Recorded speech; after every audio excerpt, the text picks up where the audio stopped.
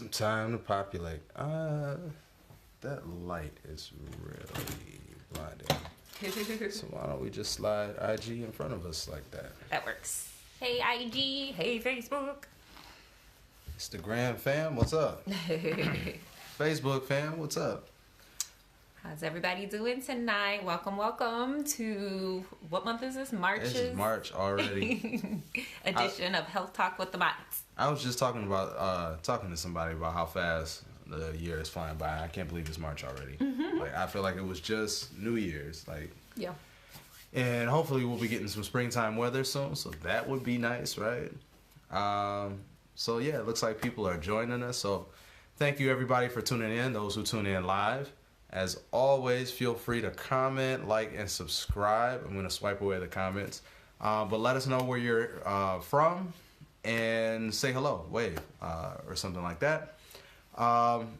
And this month's topic is, it's health and wellness, to say the least. But with a little bit of a different take on it. A little spin on it. Yeah. So for those who know Dana and I personally, we attend a lot of health and wellness events. We're big proponents of people taking care of themselves. I recently got an opportunity to attend an event where we talked just about that subject, and it kind of it gave me a new perspective on what health and wellness is. Because sometimes we think it's just taking care of our body. Mm-hmm. So we think it's eating right and getting exercise, drinking water, things that we mention all the time here on this show. But it's a little bit deeper than that. Yeah, a lot deeper. A lot deeper. So we wanted to share a little bit of that information with you guys tonight. Hopefully you find it of benefit. Let's start with the difference between health and wellness. Like, I used to think that they were synonymous, that they were like pretty much the same thing. I'm sorry, I keep cutting you off. Oh. Mm-hmm. Shoot, if someone can tell Instagram, if people can convince Instagram to be able to record in landscape and not portrait mode, that would be excellent. Yeah, so health and wellness, I used to think that they were synonymous and technically the same thing, but they are very similar, but very different. Mm-hmm. So health is it is a state of being healthy. That means everything is operating and functioning, or you're trying to get everything to function as it should. You want to be in a healthy state. So that's why we do the things that we talk about on this show quite a bit, because we want to feel good. Right. And I'll just add to that, because I feel like, at least the way I was raised, and I think most people in general, is when you are not ill, then that is good, right? If you're not sick, then I'm on the positive side. Which the reality is, just because you don't have illness does not mean you're healthy or you have wellness. Mm-hmm. And so that's kind of what we want to chat about today, because it goes way deeper than just, I'm not sick today, or whatever. I made it through the season and I didn't get ill. It's deeper than that. So what is health? What's the difference between health and wellness? So to touch on what wellness is, wellness goes a little bit further than that, because it's more about quality. Mm-hmm. So it's more so about how you live and the quality of the life that you live. So all of your organs and your system and your body can be functioning the way that it should be, but we can also have these exterior or external factors that are taking away from our body's ability to function as it should. And so one of the they gave us source material. One of the source materials was a TED Talk. I don't remember the name of the woman who gave the TED Talk. If I find it, I will post it down below. But a big proponent about it is that she was saying was, when something is not right with your environment, let's say it's something in your life, like your job or your home life or something going on mentally. When something is not right with that, your body responds physically, and it will tell you. And so we can be doing all these things that we should. We can be eating as healthy as possible. Dana and I, we take supplements, and we're big on our oils and exercise and working out, drinking water, all of that. You can be doing all of that, but the external factors can actually be affecting your body as well. Mm-hmm. And sometimes we don't think about that aspect of it. Yes. You know. Very true. Very, very true. So, on that topic, then, I want to talk about there's 8 key areas that involve health and wellness. And we'll kind of go through, describe them a little bit, and then maybe give some feedback on what we think about that. So let's start with the first one, physical wellness. I mean, that one is self-explanatory. Like Dana mentioned, that's just the point when your body is just feeling well like it should. Everything is operating. But that is an aspect of having wellness. So if you have some excessive, like, bad habits that are affecting your body physically, I feel like you have to make a choice. You have to make a decision. Just because the quality of things such as sleep. So, like, for most people, myself included, for the longest time, I had a very difficult time sleeping. And it was not only external factors, but it was also things that I was putting into my body that was affecting my ability to get rest. I was not getting enough sleep, and I could feel it start to affect my body physically. So we have to do those things that we need to on a regular basis, on a daily basis, to take care of our body. And the other thing I want to just add to that is everyone is so unique. I think sometimes we want things to just be super simple, and we're like, oh, so this is the problem, so everybody takes this. And that's not going to always be the case, right? So we can say on average a person should sleep 7 to 8 hours a night, right? But your body might need more. Your body might need a little less, right? So you have to learn to get in tune with your body and what you need, right? So for one person, a certain diet or way to eat might be great. But for you, your body might respond what is going on, right? A great book that I absolutely love is Dirty Genes by Ben Lynch. Because it really talks more about, like, epigenetics and how unique we are, and as a result, where spinach might be amazing for my body, it could be poison to his, right? So again, but I like spinach. But again, we have to really get in tune with our own bodies. So whether it's diet, whether it's exercise, whether it's sleep, whether it's all of those things in that physical aspect, being in tune with what your body is going to need to be able to operate optimally. Yeah. So, and also eliminating as much risk, like risky.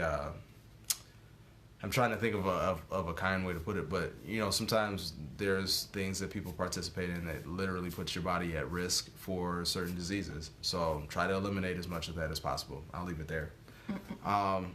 So let's talk about the next one, and this one is a huge one for me. Social wellness. So throughout probably the past 15, 20 years, like, the way that we communicate and interact has changed so drastically because of the internet. I mean, look at us sitting here talking to you guys while we're in our home. You guys are in your home or wherever you're at, and, enjoying the content. The way that we communicate has changed so drastically that it has also had some negative effects, I feel like, because instead of having the face-to-face interaction or feeling like, hey, I need to go out and be with my family, or I need to be with my friends, like, we can pull up an app and say, well, I wonder how so-and-so is doing. Let me check their Facebook page or their Instagram page. Okay, and get our fix. Right. So to add to that, so I am trying something new. So if I randomly message you hey girl, how's it going? Don't look at me like I'm crazy. But I feel like, again, we get so involved in social media and we think we know what's going on with people because we see what they post and we see what's going on. But when was the last time we just reached out and said, hey, how you doing? How's your family? How's life going? You know what I mean? Connected. And connecting. Yeah. And again, that's still behind a computer. And I'd like to take it a step further and be like, hey, let's go to lunch, right? Because there's actually something when it comes to our brains and chemically, when we actually look in people's eyes, right? When you actually connect with people, you touch people, there's something amazing that happens within the body because we were made to interact and be with one another. So when we talk about social wellness, it's a huge part to which what I feel is lacking a lot nowadays, because people are surrounded by people, but yet they're lonely, right? A lot more than they used to be. Right. A lot more. Like you're seeing more cases of depression, especially within our age group, within millennials, and just because it's changed, people aren't connecting as much. So I would say some of the solution to that is find some type of social group, some sense of community, some people to interact with and have deep, meaningful conversation. Yep, not just what you do for a living. Yeah. Because like, what are your dreams? You want those relationships, right? Like, where do you want to travel to? Like, what is your purpose? Where do you see yourself in 10 years? Like, let's get deeper. Yeah, absolutely. And you have to create that. So it does take some serious effort. Because it, like I mentioned, it is easy to sit on our phones and to look at somebody's social media page and say, okay, got it, put it away, and forget about it until next time. So let's be active about it and develop deep, meaningful relationships. So the next one, emotional wellness. This is something that's very, very important. We've talked about how much stress can affect your body, right, and have a negative impact on you physically. But also your overall emotional well-being can just drain you and fatigue you, drain you of energy, you know. What is that, valor? Mm-hmm. Emotions. Yeah. And a lot of times I feel like we don't talk about this as much because there's still kind of this stigma about addressing when people have like emotional issues. Mm-hmm. But it's important, just like you get a physical checkup, it's important to do the same thing with your emotions, you know. A lot of times we don't allow ourselves to process and cope with things, and we hold on to it, and it starts to affect us physically. So it's very important that we try to address that and do things for yourself that are going to fill you emotionally, mm-hmm. and build you back up. Self-esteem to me seems like it's at an all-time low for a lot of people. Self-acceptance seems like it's lacking. Mm-hmm. So like, continue to work on yourself, continue to build up your self-esteem so that you feel good about yourself. Mm-hmm. And I love the analogy where it's like, if a plane's going down, right, what do? You put your oxygen mask on first, and then you help the people next to you. So self-care is not selfish, right? You cannot give to somebody else if you're not full. So you have to make sure that you are fulfilled, you feel worthy, you have something to give back to other people. So emotions are super, super important. And as everyone knows, we are oilers. One beautiful, unique thing about oils is the only way to affect the emotional state is through that olfactory, and that is connected to your sense of smell. So that connection with some of the things that maybe you're trying to release, or some of the things that you're trying to get over, could really develop and be helped through that sense of smell. Mm-hmm. Man, I had something to add to that, and it went out of my head. It might come back to me later. But so let's move on to the next one, intellectual wellness. And so this can be just as described as exercising your mind. Unfortunately for most people, TV does not do that. So finding something that stimulates your creativity, that stimulates your mind, that forces you to engage, is also healthy. I mean, people do Sudoku, they do brain teasers. For some people, it actually is video games. Like, I know I grew up as a gamer, and between the hand-eye coordination and playing certain games, for me, it was like playing chess on steroids. So whatever it is that stimulates the creativity in your brain, stimulates you to think and to exercise your brain, like, do it. And more studies are coming out with a lot of, they're researching and studying like different older ones that maybe have developed things like Alzheimer's and dementia and things like that. And one of the biggest things that they're saying is keeping up that stimulation in the brain. So a lot of these people, what's happening is, maybe they've worked their whole lives and, they're doing things, they retire. And then maybe they've lost a spouse, or they've lost activities, or they don't have any type of recreation or something that they're doing to stimulate themselves. And slowly, as that stuff is not used and utilized, they're losing it, right? So that can be super, super dangerous. So if you have like, you know, maybe parents that are up in age or grandparents that are up in age, get with them, help them stimulate something intellectually, get their minds going. Because I remember like back in the day, like, you know, you would see old people doing like crossword puzzles and stuff. And it's like, I don't even really see that anymore, you know? So again. Because you can't find a crossword puzzle nowhere. Well. maybe the newspaper, but. But I'm just saying. So again, that intellectual stimulation is important. So it is important, not just for old people, obviously, but for everybody when we talk about wellness and we talk about, just in general. And some of the benefits of that, I mean, it's going to help you to think critically, to be able to reason objectively, make responsible decisions, explore new ideas and different points of views. So, I mean, just something to think about is nothing but beneficial. Mm-hmm. So, with that said, let's move on to the next one. And this one is your vocational wellness. So this is what you do for a living. And I can like, this resonates with me so hard because for those who know me, and Dana can attest to this, like I'm like the dreamer between the two of us, and I want to do anything that's creative. Like if I can do, if I could sit and do music all day and get paid for it, that's what I would be doing. So finding something that fulfills you, like whatever it is that you're able to make a living, also needs to fulfill you. Mm-hmm. People, they sometimes wait and stay in a job way too long that they hate, and doesn't do anything for them, and it's affecting your overall wellness because that negativity that you feel every morning when you wake up and you go into your place of employment, like. That resonates and you carry that all day, and it affects how you interact with the people that you work with. It affects the quality of your work. So find something that you enjoy and run with that. If you don't wake up every morning excited to start your day, then you should be working out your escape plan. Like, period. Like, nobody in this world should, especially if you live in America, like, there's no way in this world that you should be doing something that is not fulfilling, because there's so many things and so many opportunities, and the only limiting factor is yourself.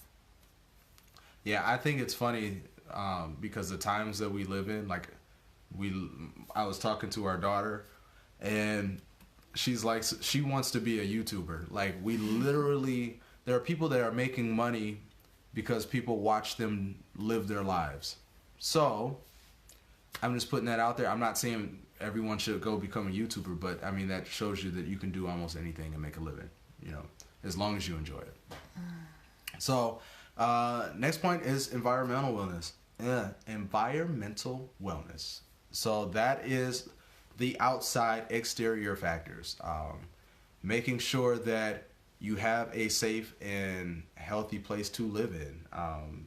There's some things in our environment that we cannot control, but we can kind of do our part to, what did they used to say in school? Like, do your part, like not litter, things of that nature, reduce your carbon footprint, those kinds of things. Recycle, reduce, and reuse? Yeah, that's, I think reduce, reuse. Recycle, reduce, reuse. The three components are there. I don't know the order, but I just said the order. Is that the correct order? Yeah. Oh, okay. Let's go with that. But making sure that, you know, you stay in a healthy environment.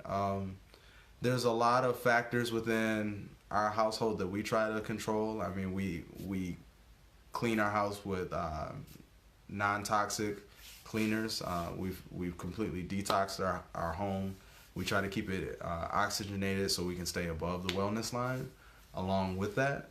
But also we're trying to create a place that we look forward to coming home to every single day. Mm-hmm. And I think that's important too.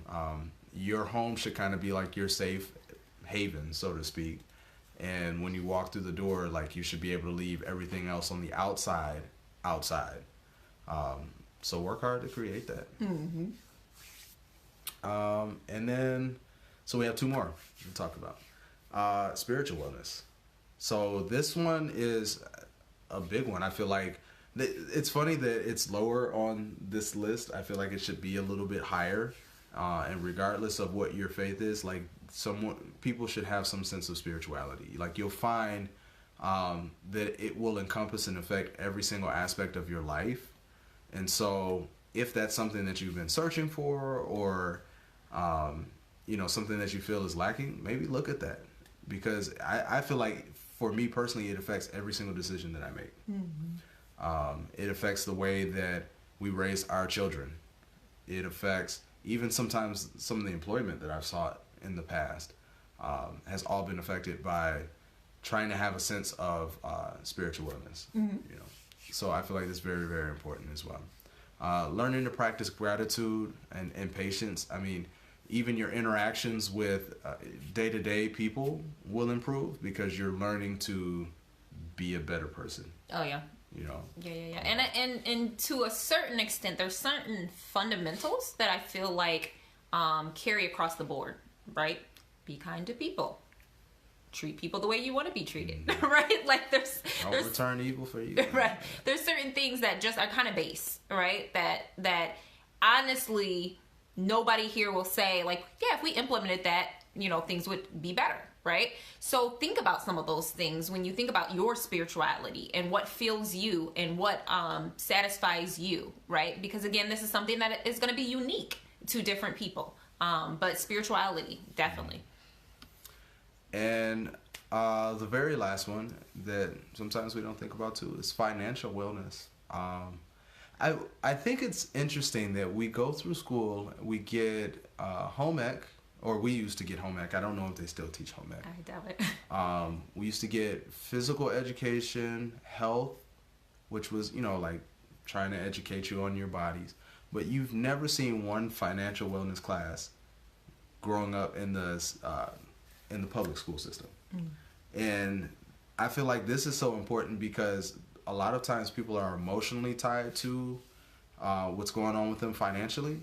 And so I feel like it's a trickle down effect, like when someone's finances aren't doing well, it affects them emotionally. And when they're affected emotionally, it affects them physically. And so learning to be financially educated, make financially wise decisions, is going to help your overall sense of wellness. And that being financially well or financially educated doesn't not necessarily mean that you are wealthy.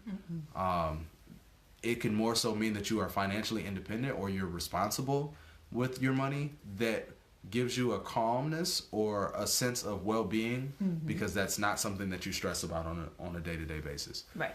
So, go ahead. And I was just going to add to that. In reality, that should be everybody's goal, right? And it could be affected a lot by how you were raised, right? Whatever your relationship with money might be similar to what you were taught is normal. So whether you grew up in a household where it was like, oh, we never had enough. We never had enough. Never had enough. There's many times where I will talk to certain people and like, they legit are like, I'm broke. And then I'm sitting up here like, yeah, but you just got your nails done, your hair done, like, what you mean? Like, you driving, you know what I mean? Yeah, that's what you value. Like, I'm pretty sure your car and your insurance is more than my whole house. Like, but I'm broke, right? And you got an iPhone 10. Right. I'm just saying. But I ain't got no money, right? So again, what is your mentality? What did you grow up believing? And sometimes, to be honest with you, you might need to adjust that. And you might need to reprogram that. Because for me, personally, I feel like if you always live in the I don't have enough or lack, to me, then who feeds you? So for me, in my belief system, I believe that a higher being feeds me every day, right? So for me to ever say, well, I don't have enough would essentially be a lack of faith. Because I'm like, wait a minute, but if I believe that it comes from him and it's enough, then I have more than enough, right? Because he's going to give us bountifully and he's going to bless us with many things, is my personal belief. So again, what is your viewpoint on finances, right? We will have everything that we need, but you have to know how to manage it. And then you have some people that overspend, right? They're like, every time I get $1, it's burning a hole in my pocket and I got to spend it, right? And so they do all of these things and they have nothing to show for it. So again, what is your relationship with that money?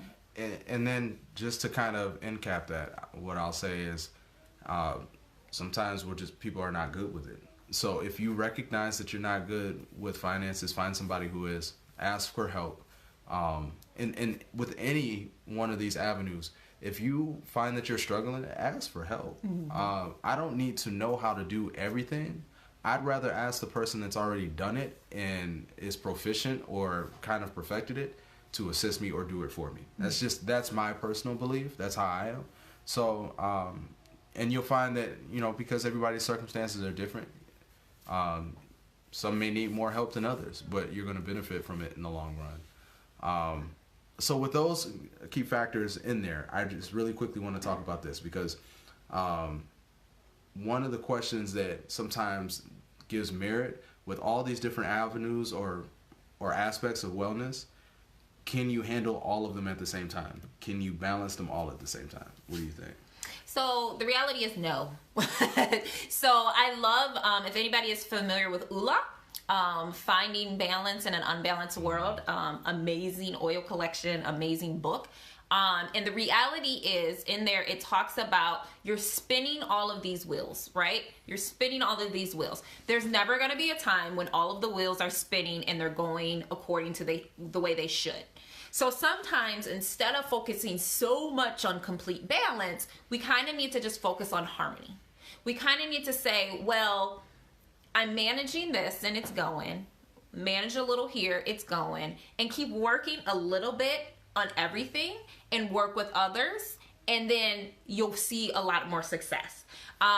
So balance complete is not going to happen. Yeah. And I will just say, because some people probably are wondering, well, where do you start? In that illustration of, like, if you're balancing plates, like the juggler that balances plates on the stick, I don't know what kind of stick it is, but he gives the attention to the ones that are most wobbly first. So kind of do a self-assessment and say, well, which ones, like, are highest priority right now? Like, I'm really struggling in this area and I really need to give attention to. Give attention to those first. Once you get those balanced, then you'll notice that maybe these plates over here start wobbling. So maybe you got your finances, your physical wellness together, you got your emotional wellness, but your spiritual starts, you know, slacking over there. Then you give it.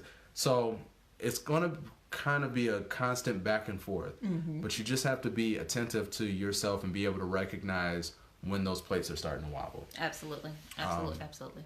And do as much as you can to assist to make it easier. Yes. So 2 oils that I did want to definitely talk about that go along with all of this. Again, we're talking harmony, balance. So Young Living has a blend called ULA Balance. So ULA Balance is designed to align and balance your center for a positive outlook and amplify the ability to focus on passions, behaviors, and health when diffused. So absolutely love this blend. So some of the different oils that are in it that are great are, it's going to have that boswellia, oka tea, it's going to have lavender in it, coriander, just to name a few of those oils. Isn't it jasmine too? Is that jasmine that I see? And angelica. Yeah, so it has some great oils in it that, again, when we're talking about balance, try to focus on alignment, because that's going to be an excellent way to connect with some of these things that you're working through. Another one that I absolutely love is, because here's the reality too, is if you do a self-assessment and you notice that there's some areas, well, actually everyone's going to notice, right? There's some areas that need a little work. You might need some ULA Grow. So this is another Young Living blend. You might need to grow. So you might need to go just a little bit further than where you are at the moment. So ULA Grow Essential Oil Blend gives you courage to focus on the task at hand and helps you move toward positive advancement and progression. So if you feel stuck and you feel in a place that you're like, I need to get out of here, right? This is going to be an excellent one to diffuse or to put on topically as well, because it's just going to have some amazing benefits when it comes to that emotional state, to balance some of those other plates. So some of the beautiful oils that are in that one is, you have some of your citrus oils, you have cinnamon in this one, you have some chamomile in here. So again, some other really great oils for that as well. All right. So use them. They work.